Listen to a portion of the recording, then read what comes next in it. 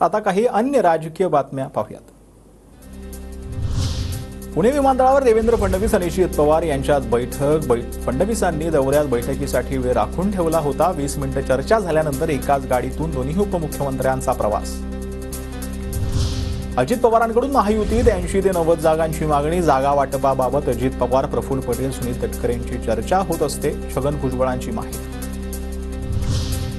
जेथे जो उमेदवार जिंकणार त्याचा दावा जिंकण्यासाठी लढणार असल्याचं सूत्र ठरलं। 70 ते 80% जागा वाटप पूर्ण। चंद्रशेखर बावनकुळेंचं वक्तव्य। स्ट्राईक रेट आणि क्षमता हेच आज जागा वाटपाचं सूत्र। 8 ते 10 दिवसात जागा वाटप। पत्रकारांसोबतच्या अनौपचारिक चर्चेत मुख्यमंत्री शिंदेंची माहिती। शिंदे गटाच्या स्ट्राईक रेट गद्दारीमध्ये मोठा, बैमानी भ्रष्टाचारात शिंदे गटाचा स्ट्राईक रेट जास्त। संजय राऊतांची टीका। शरद पवारांनी सीएम शिंदेंकडे पत्र लिहून बैठकीसाठी वेळ मागितली। स्पर्धा परीक्षांच्या विद्यार्थ्यांच्या मागण्यांबाबत चर्चा करणार।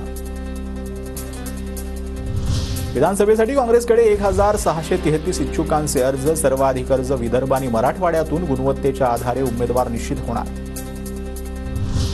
जयंत पाटील माझे नेते। गोकुळला जयंत पाटलांच्या सत्कारासाठी मीच पाठवलं। गोकुळ जिरवाळ आणि जयंत पाटलांच्या भेटीवर नरहरी जिरवळ यांचा गौप्यस्फोट।